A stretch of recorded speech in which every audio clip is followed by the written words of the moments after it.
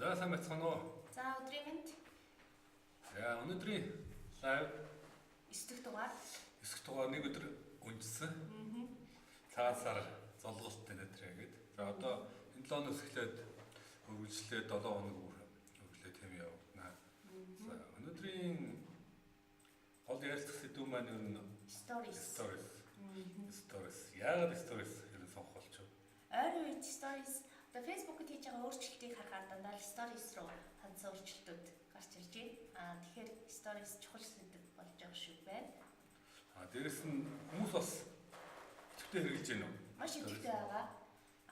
Stories ерөнхийдөө одоо newsfeed-ийг бодвол илүү шин өдөр болгон шин байдгаар онцлогтой. Тэгэхээр хүмүүсээс үзээд ирүүлээд хариу үйлдэл үзүүлэх нь сайн байгаа. Facebook-ийн зүгээс ч гэсэн хариу үйлдэл үзүүлэх боломжийг сайн олгож өгч байна. Тэгээд дээрэс нь ер нь stories-ыг харахаар нэг юм мэдээлэл авах их амархан хэлбэр юм шүү тий. Манай үеийнхэн бол нэг пост уншдаг юм уу? Бодит нэг сонин бариад ингээс сууж байгаа. Яг залуучууд бол stories илүү сарж үздэг юм шиг байна. Илүү хэлбэрхэн амархан гар уснаас дэлгэц дүүрэн тий. Тэгээд гүйлгээд алгасаад яаж л бол яаж тохируулж болно, зогсоогоод үзчих болно. Сонирхолтой юм байх шиг байна. Бас нэг юм хэрэг нөгөө үдсэн stories нь хамгийн ард нь орчтой дахиад гарч ирээд байхгүй. Байхгүй тийм болохоор байнга шинэ мэдээлэл авах хэрэгтэй. Шинэ мэдээлэл, шинэ stories орох юм бол гараад ирнэ тий. За. Яг нөгөө цагаан сарын дараа амралт дуусаад ажлын ихний өдөр ирсэн чинь яг хүмүүсийн одоо хэрэглэгчдийн stories өөрчлөгдсөн байсан. Highlight хийх боломжтой болсон байсан. Яг бизнесийн байгууллагын хувьд гэх юм бол яг тийм пэйжүүдийн хувьд гэх юм бол тийм боломж харах үүсэг байх шиг байна тий. Гэхдээ удахгүй бас үүсэх байх. Ягаад гэвэл stories байнга гоё өөрчлөлтүүд хийж байгаа учраас. Ер нь сүүлийн үед бол яг stories тандсан өөрчлөлтүүд маш их хийж байгаа шиг байна тий. Хэрэгж байгаа хүмүүсийн хувьд ч гэсэн асар их байгаа. Зөвхөн Facebook, Messenger, Facebook, Newsfeed, Facebook, Instagram эдгээр бүгдийг нийлүүлэх юм бол одоо бараг тэр бүм орчим stories хэрэглэж гэсэн тоо харуулж байлаа. Instagram дээр өдөр болгон 400 сая хүн stories хэрэглэж байна гэдэг үзэж байна. Одоо гаргаж байна маш их өндөр тоо. За манай хувьд ч гэсэн бидний хувьд ч гэсэн гаргаж байгаа тоонуудаа хийж байгаа stories-уудаа харах юм бол идэвхтэй үзээд байгаа харагдаж байгаа тийм. Бид нар одоо яг өнгөрсөн онд 18 онд нэг харилцдаг байгууллагын сториг одоо блог нийтлүүдийн бүгдийн стори болгож оруулдаг байсан тийм. Тухайн үед болохоор нөгөө яг одоогийн шиг юм гоё апдейтүүд байгаагүй. Байгаагүй ч гэсэндээ яг нөгөө нэг сайн сувг болж өгч ирсэн. Тийм тухайн үед бол яг stories хийгээд түгээхэд тийм мэдээлэлээ түгээхэд амжилттай сувг болж өгч ирсэн. Тэгээ ер нь stories хийгээд эхэлсэн чи ямар өөрчлөлт гарсныг хэдүүлээ. Харъя тий. За. Instagram-ийн хувьд тий. Instagram-ийн хувьд яг Instagram өөрөө мобайл өөрчлөлтүүд их сайн орсон. Эрс өөрчлөгдсөн. Дээрээс яг л нэг story зориулсан хэрэглэгчдийн хувьд за үзэж байгаа хэрэглээний хувьд ч гэсэн story илүү тохирсон байгаа даа тий. За тэгэхээр энэ нэг юм тоо байна. Энэ болохоор манай нэг харилцагчийн хоорондоо хэдэн 3-4 сарын зайтай Instagram-ийн insights-аас авсан үзүүлэлтүүд. За энэ доотлын нэг юм одоо хар зураас байна. График. За энэ болохоор 8 сарын үзүүлэлт. Өсөлт бараг юу ч байхгүй. Тийм байх. Ерөөс бараг 0-тэй тэнцсэн. За энд болохоор бид нар яадаг гэсэн гэхээр 8 сард болохоор яг л Facebook-ийн постуудыг ижлэх Instagram дээр пост хийгээл явдаг байсан. Тэ. Гэхдээ илүү нэг юм одоо автоматжуулах маягтай. Шууд автоматар Facebook дээр пост нэмэгдэнгууд Instagram дээр шууд ордог. Яг тийм тохиолдолд бол дагч нэмэгдэхгүй хүмүүсийн хэрэглэгч оролцоо багтай. За ийм харагдсан. За нэг сард дээдлийн цэнхэр зураас бол нэг сарын үзүүлэлт. За энд ямар өөрчлөлт гарсан гэхээр гол гарсан хамгийн чухал өөрчлөлт маань юу гэхээр энэ дээр өсөлт 8 сартай харьцуулах юм бол эрс өөрчлөгдсөн. 8 сард за өсөлт нь дагчийн өсөлттэй followers тийм дагчтай өсөлт нь сарын турш 50 орчим байсан бол юуны хувьд нэг сард яг энэ яг ижлэгэн хугацаанд 500 хүн өссөн, 10 дахин нэмэгдсэн. За хийсэн яг энэ юун дээр аккаунт дээр бол хийсэн хамгийн чухал өөрчлөлт нь ерөөсөө л цэвэр хийж байсан постуудаа сторис болгож бас давхар оруулсан. За сторис оруулахаар дахиад нэг арай нэг өөр одоо юунууд гарч ирсэн. Юу гэхээр оролцоод явах нэмэгдсэн. Нэмэгдэж жоох эрс нэмэгдсэн. За сторис өөрөө нэг оролцоод дэмжих функцүүд ихтэй тийм. Квиз асуултууд, пол тийм. Тэгэл янз бүрийн реакшн, янз бүрийн юмнуудтай илүү их одоо бас юу нэмэхэд идэвхжүүлэх ийм боломжууд ихтэй. Ер нь сэтгэл хөдлөл их идэх боломжтой. Тийм, тэгээд нэг оролцоо бас байгаад байдаг. Зүгээр лайк тарихад өнгөрөхөөс гадна асуултанд хариулж болно тийм. Пол мод хийж болно. Yes, тийм үгүй одоо янз бүрийн одоо хариултууд өгч болно. Тийм болохоор илүү. Тэгээд дээрэс нь зүгээр эндээс харахад яг ижил зүйлжсэн ганц нэмэгдсэн юм сторис. Өөрчлөлт нь фолловерсын тоо 10 дахин нэмэгдсэн. Тэгэхээр энэ өөрөө нөгөө нэг сторис Instagram дээр та янз бүрийн Instagram хөдөлдөг бол сторис хий, заавал хий, өдөр болгон нэгийг хий заавал. 24 цаг болоо ус чинь тийм болохоор өдөр болгон заавал нэгийг хийлэгдэх. Ийм л үг тийм. За юун дээр бас жишээг нь харъя. Реакшных нь үзүүлэлтүүдийг тийм. За тийм.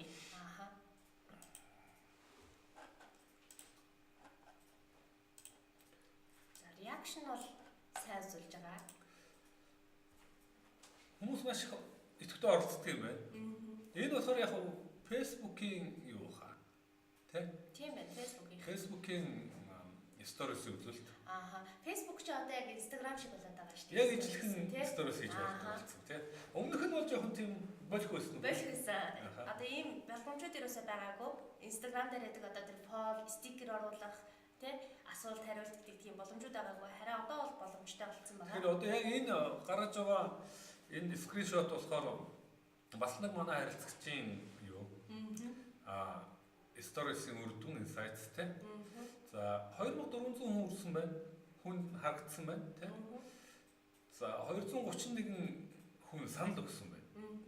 Цагаан сарын голоон сонгосноо гэсэн асуултанд yes no гэдэг санал. За өөрөөр хэлбэл 10% орчим нь идэвхтэй үйлдэл үзүүлж ийн гэсэн хариу үйлдэл тийм. Зүгээр сторис үзээд өнгөрч байгаа зүйл биш шүү дээ.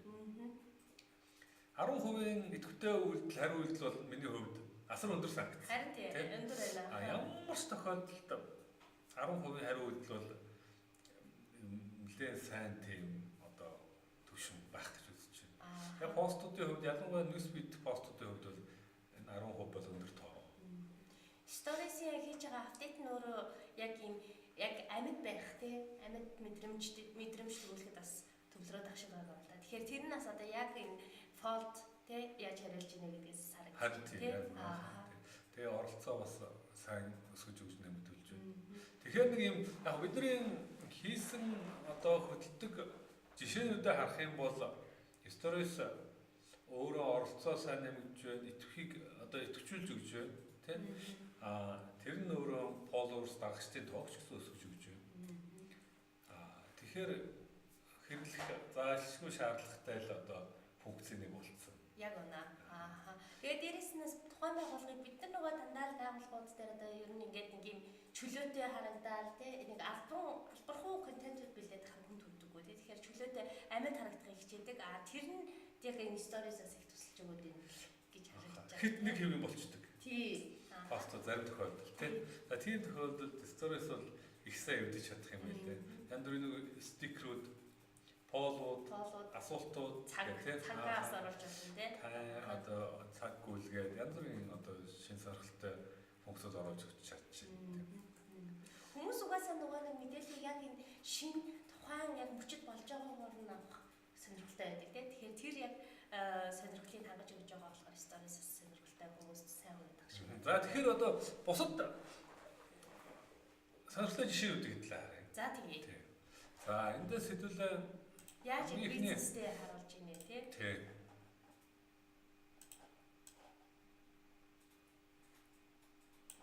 За эхний жишээ Starbucks-ын жишээ яг шүү тий. Ер нь Facebook дээр ч тэр Instagram дээр ч зүгээр бүтээгдэхүүний зүгээр л харуулад постлоод байх хит өдөртэй болчих. Хит өдөртэй. Хүмүүс сонирхдаггүй яг л рекламч гинаар гэж хүлээж авдаг учраас харахгүй шууд ингээд скролл болдог тийм. Хариу үйлдэл үзүүлэх нь маш бага болдог. За байнгын тийм хийгээд эхлэх юм бол одоо ирээч хүртээмжиж буурчин тийм. Ингээд сонирхол багасна. Тэгэхээр сторис энэ асуудлыг шийдэх боломжтой байна. Зүгээр л бүтээгдэхүүнээ харуулж байгаа тийм. Тийм. За асуулт энэ юу асуулт асуусан байна тийм. За хамгийн таны дуртай iced coffee юу вэ наа? Тэгэхээр хүмүүс хариулна. Хариунуудыг нь гоё тийм хүн ингэж хариулсан байна. Зурагтай нь хамт оруулаад ирчих гэсэн үг тийм. За тэгэхээр асуулт бас заавал хэрэглэх ёстой зүйл гэж нэг юм асуултууд тийм. Яг гоо асуулт асуугаад хэрэглэгч иргээд хариулж байна гэдэг нөгөө хэрэглэгч бид нар өөрсдөө яг ганцхан контент бүтээж байгаа биш. Хэрэглэгч нь өөрөө бас контент бүтээгээд явж байгаа учраас сонирхолтой байна тийм. Хэрэглэгч хүмүүс хариулах юм бол сторисоос асуулт асуугаад хүмүүс хариулах юм бол хариултыг заавал бичмээр юм билээ. Яг энэ шиг тийм. За дараагийн жишээ. За сторис бас ашигладаг сонирхолтой жишээнүүдийн нэг нь Insta Takeover гэж зөвхөн Instagram аккаунтууд их хэрэглэдэг. Instagram-ын одууд тухайн байгууллагын одоо Instagram аккаунтыг тодорхой хугацаанд нэг өдрийн турш ч юм уу хөтлөж авч явдаг юм жишээнүүд их байдаг. За тэгэхээр энэ дээр дахиад адилхан Instagram сториг энэ хүн хөтлж байна тийм байгууллагын сториг. За тэгээ асуултууд юу вэ? Асуугаад хариулаад ингэ явж байгаа. Тэгэхээр байгууллагаас юм асуухаар бас жоохон сонирхолтой байж магадгүй. За иймэрхүү байдлаар өөр одоо хүмүүсээр Instagram-ыг хөтлүүлээд би хөтлж байгаа шүү. Өнөөдөр та нэг ямар ч асуулт байсан хариулахад бэлэн байна гэсэн иймэрхүү байдлаар хөтлөх юм бол бас сонирхолтой. Яг бид нар өөрсдөө ч гэсэн ашиглал зүгээр юм тийм. Instagram-ын одуудаар хөтлүүлээд байвал гоё. Ямар ч байгууллага үүдээ хийж болно. Insta Takeover. Энэ бол их олон маш түгээмэл ашигладаг жишээ. За дараагийн жишээ. Тэгэхээр follows гэсэн байна тийм. Асуулт асуусан. Босод адилхан зүгээр бүтээгдэхүүнээ харуулсан. Яг одоо яг үнэндээ бол. Зүгээр бүтээгдэхүүний жишээ тийм. Гэхдээ энийг посттой хамт оруулаад ирэхээр л нөгөө хүмүүсийн сонирхолтой оролцоо нэмэгдээд эхэлж байгаа. Хариу үйлдэл үзүүлэлт нэмэгдээд эхэлж байгаа тийм. За тийм учраас л энэ өөрөө дахиад адилхан сторисийн хувьд зүгээр дангаар зураг харуулах, видео харуулах биш дахиад энэ стикерүүдийг энэ пунктуудыг бас ашиглах хэрэгтэй. Ашиглах юм бол илүү хөвдөлтэй байна гэсэн үг тийм. Маркетрууд явж ашигтай тийм маш ашигтай. Бид нар зүгээр бүтээгдэхүүнээ зургийг тавьдаг байсан бол одоо ариун өөр байна. Хэрэглэгчийг та нар энэ санал хэлээр хийлээч гэд хүмүүс ч тэгээд дэлгэцтэй хэлээр хийлээд байгаа. Бид нар маш ашигтай. Оролцоо нь өндөр. Дараагийнх нь За дахиад бас адилхан асуулт асууж. Түгээмэл ирдэг асуултууд байна. Асуулт хариултын ийм сэлэн асуулт хариултын хугацааг стори дээр бас хийж болж байна. Асуух юм байвал асуу. Эсвэл хамгийн их түгээмэл ирдэг асуултуудад хариулсан байдлаар сторис бэлдэж болж байна. Ерөнхийдөө гол одоо үндсэн зорилт сегментийн залуучууд бол зүгээр постэр биш те эсвэл имэйл юу биш одоо сторис илүү яг иймэрхүү харилцааны хамгийн гол хэрэгслүүдийн нэг болгоод байлаа ашиглах боломж байдаг гэсэн. Тэгэхээр дахиад адилхан залуучууд яг энэ millions гэж яриад байгаа те залуу энэ үе өөрөө хэрэглээ мэдээлэл авч байгаа энэ арга хэрэгсэл нь өөрчлөгдөд байна гэсэн. Тэр үл зориулж брэндүүд бас л яг тийм байдлаар ажиллаж байна л гэсэн. Одоо л яг энэ хийж эхлэхгүй бол тийм маш эрчтэй өөрчлөгдөж байгаа учраас яг хийж эхлэх хэрэгтэй. Тийм хуучин арга барил хуучин одоо хийдэг постууд маань дахиад үр дүн багтай болох хоцрогдох магадaltaй байна гэсэн үг шүү тийм. За тэгээд энэ яг үзэж байгаа сторис яг энэ Instagram, Facebook сторис энэ чиглэлээр асуулт сонирхож байгаа зүйлсүүд байвал коммент бичээрэй. За яг одоо үзэж байгаа хүмүүс бас зүгээр уах те дуу ямар байна? Коммент дүрс маань гацж байна уу? Энэ талаар бас өөрсдийнхөө комментээр бичээрэй. Үзүүлж байгаа хажууд харагдаж байгаа зүйлүүд маань сайн харагдаж байна уу та бүхэн те? Тэрийг бас хэлээрэй. За дараагийн За дараагийн хэсэг болохоор энэ нөгөө юу хэдүүлээ харъя. Яг Instagram шиг болчлоо гэдээ яриад байгаа. Ер нь ямар өөрчлөлт орсон юм бэ? Яг Instagram шиг харагдаж байгаа мó гэдэг жишээ харъя. Facebook-ийн story хийх гэсэн ингэж өөрчлөгдсөн байгаа. Яг л Instagram дээр байдаг location, цаг, тий? Гадаа хэдэг стикерүүд нэмэгдсэн. Гиф оруулах боломж. Яг л Instagram-ын story-тэй адилхан тий. Тэр нэм гэсэн хэсэгт нь болохоор зүгээр нөгөө хамт байгаа хүний таг хийж боломжтой болсон байлээ. Тэгээд яг л ийм зүйлүүд нэмэгдсэн. Одоо бас нэг контент оруулаад тэр доор нь өөрийгөө санал хүсэлтийг нөгөө хэдэн хувь бэ гэдэг хэлээр хийдэг шүү дээ. Яг тийм юм ч гэсэн нэмэгдсэн байлээ. Тэгэхээр яг одоо Facebook бол яг л Instagram шиг болсон. Ашиглахад Facebook stories нь stories нь яг л Instagram шиг болсон. Үзэлт нь ч гэсэн маш өндөр байлээ. Хүмүүс яг stories оруулаад эхлэнгууд шууд 1 минутын story хүмүүс ингээд орж ирэл үзээл байгаа. Дуу жоохон сул байна гэсэн мэн захирлаа.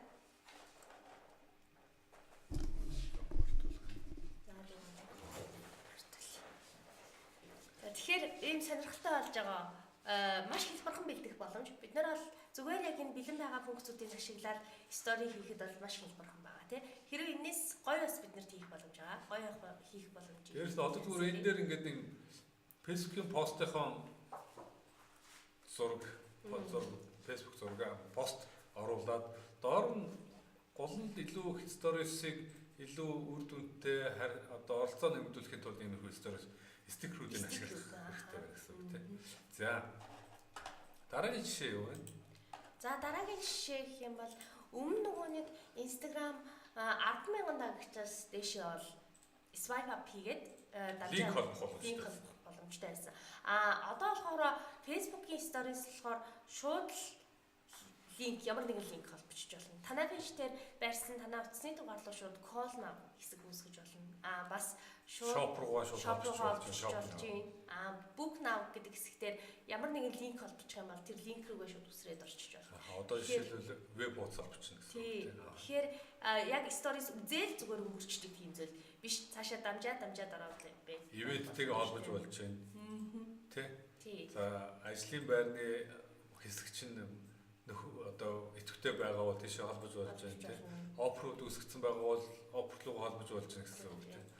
Ингээд ерөөсөө яг стори өөрөө маш чухал одоо нэг контентын нэг зүйл болсон л тий. Тэр нь өөрөө бусад одоо зөвхөн үзээд өнгөрдөг зүйл биш болсон. Цаашаа холбоосууд илүү дэлгэрэнгүй мэдээлэл авах юм боломжууд гараад ирсэн байна. Бид нэр ер нь бол тэгэл цаашаагаа дамжуулаад оруулаад манайх руу залгахыг тий эсвэл манай веб хуудас руу оруулж үзүүлэхийн тулд Facebook дээр зүгээр жирийн контентууд бэлддэг. Stories бол энэ боломжийг бас бид нэр гаргаад өгч байна. Тий. За тэгэхээр одоо бид нэр stories хийхдээ зүгээр л үзүүлэх зураг видео биш. Оролцоог дэмжих янз бүрийн стикерүүд за бусад холбоосуудыг заавал ашиглах хэрэгтэй байна гэсэн үг тийм. Хүмүүс тэгээл ойртож өгөх боломжтой байна л гэсэн. За одоо сая болохоор ингээд юу байлаа бид нэр stories-ыг яг тухайн функц дотор нь хэрэглээд сонирхолтой болгох боломж. Тэгвэл одоо яг тухайн брендийн өнгө төрхийг илэрхийлсэн контентууд бэлдэх боломжтой. Ашиглахад аягүй хэлбархан график дизайны ямар ч нэг одоо мэдлэггүйсэн ч гэсэндээ тэнч хийчих боломжтой. Тиймэрхүү аппликейшнууд, платформуд байдаг юм байлээ. Тэгээд тэднэртэй танилцъя. За эхнийх нь болохоор easy.com гэдэг байгаа. Энийг болохоор гэхээр яаж бичих вэ? Easy гэдгийн хэлэл is гэд il.com гэж бичиж. Энэ дээр комментээр бичиж. За тийм та комментээр бичиж. За энэ болохоор давуу тал нь гэх юм бол одоо жишээлбэл яг өдөрхөн манай сошиал медиа маркетинг групп дээр нэг пост орж ирсэн байсан нөгөө Python ашиглаад видео хийдэг бол энэ нөгөө фонтын асуудал яаж шийдэж байна? Өнгөө хувилбар дээр нь фонтын асуудал шийдэгдэхгүй байна гэдэг. Easel.com-ийн хувьд гэх юм бол хүссэн фонтоо шууд аплод хийгээд оруулах боломжтой юм байлээ. Тэгэнгүүт nice тий айгуу гоё. Бид нэр бусдууд нь бол тийм боломж бол байхгүй байгаа шүү дээ. Тэгэхээр easel.com бол хүссэн фонтоо оруулж. Тэгэхээр монголоор бичиж байгаа текстүүд чинь яг харагдаж байгаа шиг одоо тий энэ жишээн дээр харагдаж байгаа шиг ийм гоё харагдах боломжтой байт юм лээ. Тэгээд бас дээрээс нь маш олон одоо ийм темплейтүүд байлээ. Бүр маш олон. Сонирхолтой гоё. Шууд зургийн солиал текстийн солиал хурдан бэлдэх боломжтой тийм текстүүд темплейтүүд байлээ. Тэгэхээр тэднэрээс ашиглаад байвал бас гоё юм байлээ. Тэгээд дээрэс нь Photoshop дээр гэдэг янз янзын төлөвүүдийг хялбархан байдлаар ашиглах боломжтой юм лээ. Stamp төлөв нь тий стампыг ашиглаж болж байна. Текстээ янз бүрийн байдлаар сүдэр мөдөр өгдөг ч юм уу тиймэрхүү байдлаараас ашиглаж болж илээ. Тэгэхээр энэ их сонирхолтой. Тэгээ хамгийн сүүлд нь зураг татаж авахдаа PNG, JPEG-ийн аль алиар нь шууд татаад авчиж болно. Өөрөө үгүйсэн. Тэгэхээр тэр зураг буцаагаад стори руу аплод тэгээд оруулчихсан тийм. Үнэтэй юу? Энэ болохоор нэг сул тал байгаа. Нэг сул тал нь ганцхан сарл өнгөө ашиглах боломжтой. За гэхдээ ганц сар өнгөө ашиглаж туршиж үзэж болох юм байна тийм. Тэгээд цаашаа үнэхээр хэрэгтэй өдөр болгон олон тонн стори бэлдээд тэр нь үр дүнтэй байх юм бол мөнгө төлөөд үйлчлүүлэх. Ямар үнэтэй боломжтой. За үнийн мэдээллийн сайн мэдхгүй байна. Бидний юу руу ороод харчих болно тийм. За дараачихыг нь харах уу? Дараачихыг нь болохоор hype type гэдэг байгаа. За дараачих нь hype type. Энэ болохоор гар утасны аппликейшн. Тэгээд нөгөө би бас миний хувьд яг тийм байдаг. Таны хувьд ямар байдаг вэ? Нөгөө stories юу маягтай, видео маягтай байвал их зүгээр санагддаг. Танд ямар байдаг вэ? Ингээ хөдөлж үзсэн тийм. Энэ болон тэр нь одоо видео ер нь зориулт нь бол тэр шүү дээ. Тийм. Надад бол тийм байдаг. Хүмүүс ч гэсэн адилхан байх гэж бодож байна. Захиралтаас адилхан байгаа учраас. Тэгэхээр энэ болохоор гар утасны аппликейшн. Одоо зүгээр нэг зураг оруулаад дээр нь текстээ хялбархан оруулчих болно. Текстүүд нь яг ийм анимейт хэлбэртэйгээр гарч ирэхээр рүү тохируулсан юм лээ. Тэгээд цаана янз бүрийн өнгө, бэкграунд янз янзын өгч болно. Тэгээд ингээд нэг зураг оруулсан ч гэстэй тэр нь би тэртээ тэргүй текст нь анимейт гарч ирж байгаа болохоор ингээд видео хэлбэртэй. Тэгээд олон зургууд оруулаад тэрийгэ нийлүүлээд видео олгочих болно. Их мэтчлэн сонирхолтой юм байлээ. Тэгээд дуу оруулж болдог. Гар утсан дээр байгаа дуунуудаас апплод хийгээд оруулж байна. Гэхдээ нөгөө юугаа сайн шалгаж яахгүй, зохиогчийн эрхээ сайн шалгаж яахгүй. Тэгээд бид нарт бас дараа Facebook дээр оруулж асуудал гарч магадгүй. Тэгээд stories-а хийгээд дууслаа гэхэд татаж авч болно. Instagram юм уу Facebook руугаа шууд оруулах боломжтой. Twitter дээр ч авах боломжтой гэж хэлсэн. Тэгэхээр ерөөсөө гар утаснасаа одоо анимашн хэлбэрийн видео хөдөлгөөнтэй stories бэлдэх юм боломж гэсэн үг тийм. Маш хурдан ашиглахад маш амархан.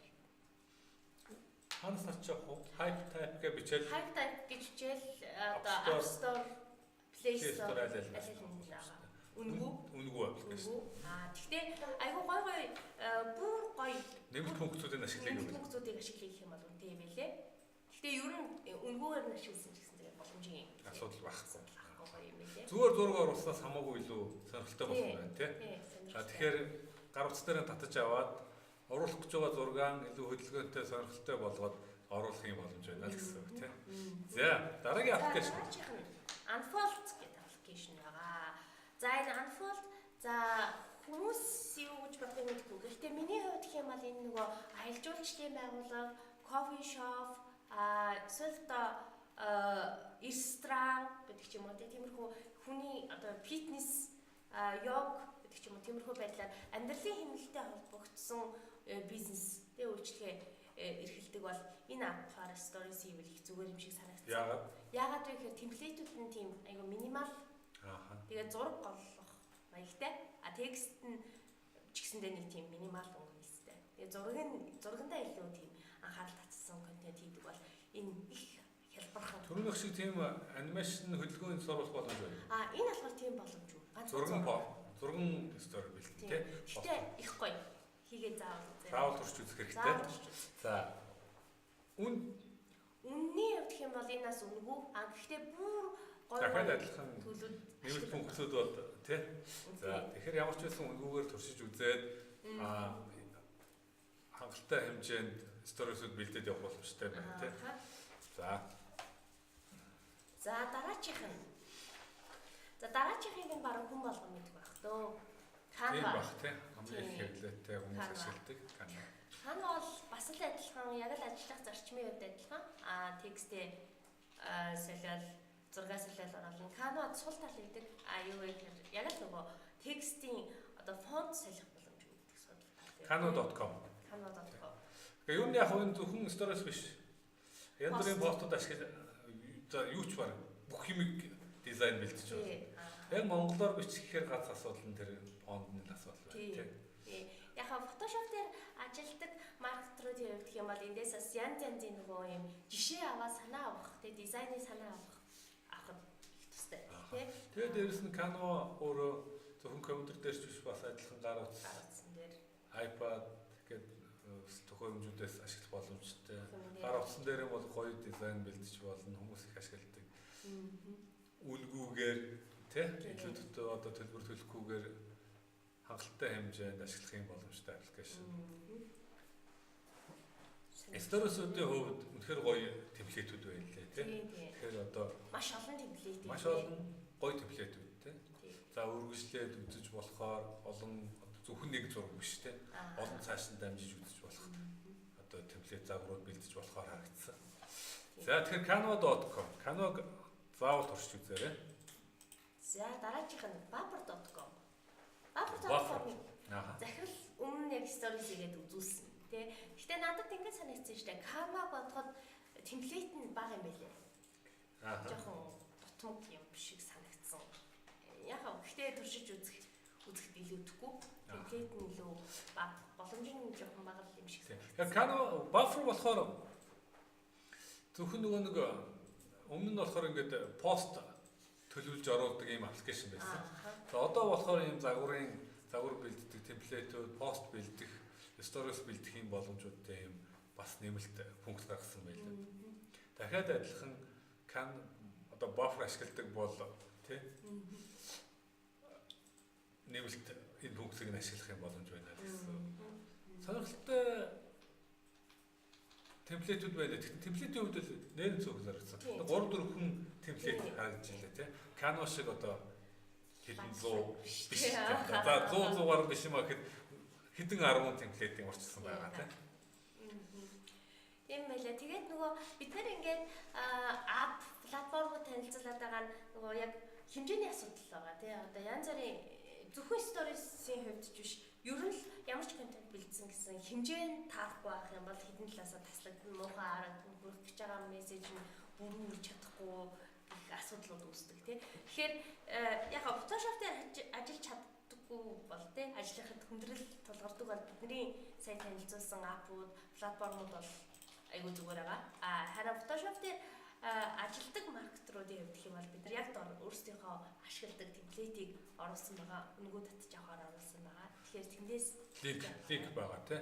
Пин хийсэн коммент дээр линк байгаа. Тэгээ тэн дээр гол нь яг өнөөдөр ярьсан сэдвүүдэд илүү тоймолж багцлаад оруулсан нийтлэл. За Photoshop файл, бэлэн темплейт файл татаж авах холбоос. Тэндээс ингээд аваад Photoshop файл татаад авах юм бол таад өөрсдөө логог, нэрийг оруулаад өнгөө яаж өөрчлөөд тэгээд ийм одоо загвар stories загварууд бэлдээд ингээд хийгээд байх боломжтой тийм. За дээрэс нь саяын танилцуулсан аппликейшнуудыг бас ашиглаж болж байна. Үнэхээр гоё бэлэн темплейтүүд, дээрэс нь хөдөлгөөнд оруулах боломжууд, зүгээр зурган биш юм одоо боломжууд, stories-ууд бэлдэх юм боломжууд байна лээ.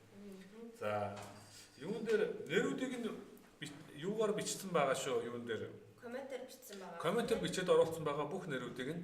За дээрэс нь яг энэ пин хийчихсэн байгаа линк дээр коммент дээр линк тавьсан. Тэн дээр болохоор өнөөдөр ярьсан энэ лайвын маань ерөхий ярьсан агуулга өнөөдөр дурддагдсан аппликейшнуудыг бүгдээрээ нэртэй давуу тал суул талтай танилцуулаад ингээд оруулчихсан байгаа. Эндээс бас илүү дэлгэрэнгүй мэдээлэл аваарай. Тэгээ заавал stories бас хийгээрэй те. Stories бол заавал хийх хэрэгтэй зүйл. Энэ бол үнэхээр одоо чухал сувг. Маш чухал сувг болцсон. Сүүлийн үед бол Facebook дээр ялангуяа зүгээр эрдэм пост хийгээд ирээч хүртээмжүүд эрс багасч байгаа. Дээрс оролцооч гэсэн жоохон буураад байгаа. Алгоритмын хувьд ч гэсэндээ ер нь бол одоо яг амьд байхыг шаардаад байгаа шүү дээ тий. Амьд байх гол боломж л одоо stories байх шүү дээ тий. Янз бүрийн гоё боломжууд байна. Өнөөдөр ярьсан зүйлсүүд. За тэгэхээр stories энэ жилийн сошиал медиа маркетруудын заавал бас туршиж үзэх ёстой, хийх хэрэгтэй, мэрэгших хэрэгтэй энэ зүйл бол сторис гэж одоо тий. Үзээд байгаа. 24 цаг болоод устна гэж бити бодоорой. Үзсэн хүмүүс ч энгийн постын чи хариулт үзүүлэх байгаа хүмүүс сторис хариулт үзүүлж байгаа шүү. Тийм болохоор 24 цаг болоод устж байгаа юм чи хэрэг байна уу гэж бити бодоорой тий. Аа. За дээрэс нь сторис 24 цагаа устсан ч гэсэн одоо highlights гэдэг фокус байдаг. Ялангуяа Instagram дээр маш сайн ашиглаж байгаа. Facebook дээр хувийн профайлууд дээр бол боломжтой болсон байлаа. Одоо удахгүй пэйж дээр нэмэгдэх бах тийм. Тэгэхээр сторис бол тийм нэг удаагийн 24 цагийн байгаад гараад өнгөрдөг зүйл биш болцсон. А дээрс Facebook пэйж хуудсан дээр стори хийж өгч харуулаач гэсэн баг юм. За харуулах уу? Тэгье. За тэгье. А тэгэхээр хэдүүлээ юу яа да. Өөрийнхөө натаас дээр хийгээд харуулъя.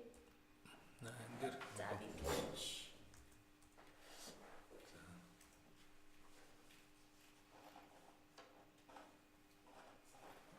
Хийхэд их амар бол. За яг юун дээр одоо профайлын зураг гарч ирдэг тий бид нарт. Оронгот. За.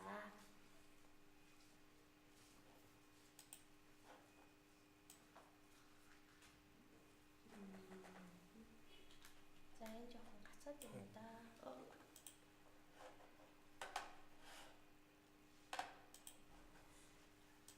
Ихэд их амархан болцсон. Ер нь улам л амархан л байгаа. Тэгэхээр сторисыг маш их апдейт хийж дэмжиж байна л гэж хатмаар. За уншаад. Интернет жоохон удаад байна. Уншлаарай. Одоохон.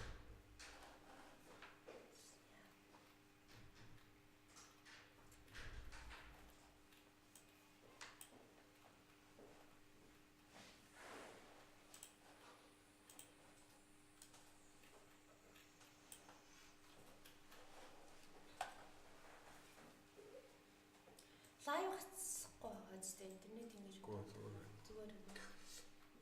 Одоохон нь бол зүгээр байна.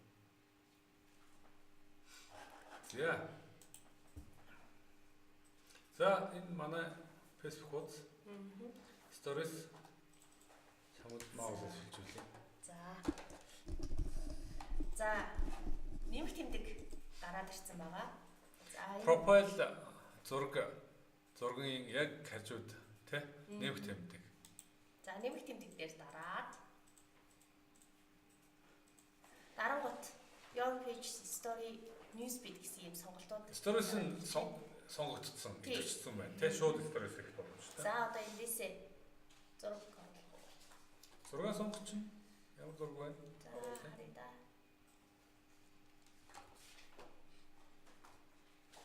Манай stories-ийн саяны лайвыг харгаа. Тэр дээр.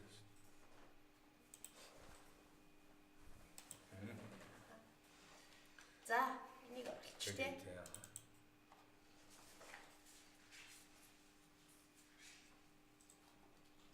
За текст биччихье.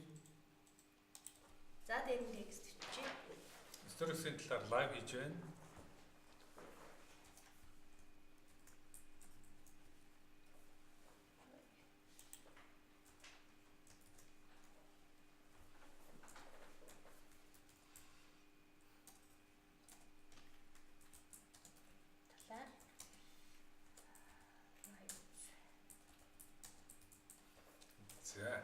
За одоо ингээд share now.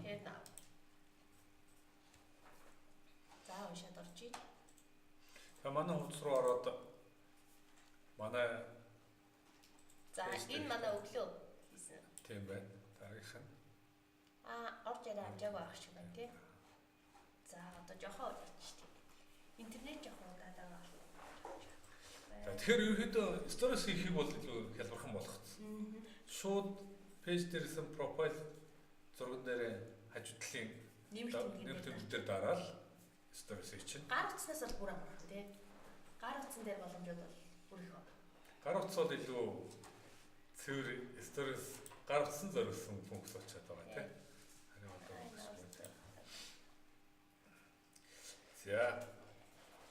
За энэ байдлаар stories. За public интернет дэлгүүр Сонирхолтой лайв хийж оруулж байгаад баярлалаа гэсэн баярлалаа. Үзэж байгаад бас тэ бидэнтэй хамт байсанд.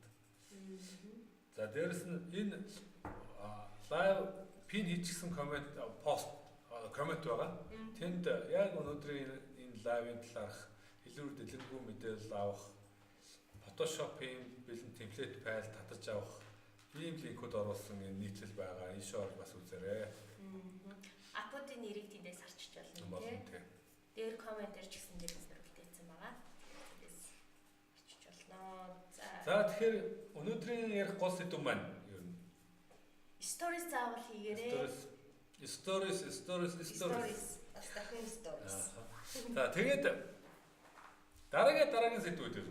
За одоо энэний дараа бүгдээрээ лайкийн тухай ярилцсан. Одоо хүмүүс дараа 7 хоногт. Дараа 7 хоногийн сэдв бол лайкийн тухай бид нэр лайк дагагчдын тухай. Дагагчдын тухай. Тэгээс яагаад чухал биш юм? Тий. Юу яаж нэмэгдүүлэх үү те? Яагаад нэмэгдүүлэх бас зарим тохиолдолд ёсгүй юм те. Тэр талаар ярилцсан. Бид нар бас лайкийн талаар зарим талаар буруу ойлголтыг тэр талаар буруу ойлголтын талаар ярилцсан. За тэрний дараа илүү сурчлагын нарийн функцүүдийг ярьж эхэлнэ. Алгоритмтай холбоотой. Custom audience буюу одоо манай өөрсдийн тусгай зорилт бүлгүүдийг хэрхэн үүсгэж яаж ашиглах вэ? Canvas сурчлагынуудыг яаж үр дүнтэй ашиглах боломжууд байна. Гэх мэтлэн илүү одоо төлбөртэй сурчлагын чухал хэрэгтэй гэж үзэж байгаа пункт. Бас сонирхолтой. Илүү тийм сонирхолтой. Тэгээ заавал ашиглах хэрэгтэй пункт тийм. Тэрнийг яаж ашиглах вэ талаар бас ярилцах болно. За тэгэхээр дараагийн бас манай лайвуудыг үзэж бидэнтэй хамт байгаарай. За ер нь яг өнөөдөр лайв 7 хоног бүрийн лайваар ярилцж байгаа зүйлүүдийг илүү дэлгэрэнгүй үзэх юм боломжууд, унших, мэдээлэл авах юм боломжууд манай Nathaus веб хуудсан дээр байгаа тийм. Тэндээс бас яг энэтэй холбоотой нийтлэл зөвлөгөө зааврууд илүү их оруулсан байна. Коммент хэсэгтээс бүх нийтлүүдийг нэгтгэсэн линк байгаа тийм. Бүх одоо лайвуудыг нэгтгэсэн. За тийм өнөөдрийнхөө лайвыг дуусгая. За Nathaus Creative Company Баатарчлуу нар өнөөдөр та бүхэн таамт байлаа. Баярлалаа бүгдэнд. Баярлалаа. За баярлалаа.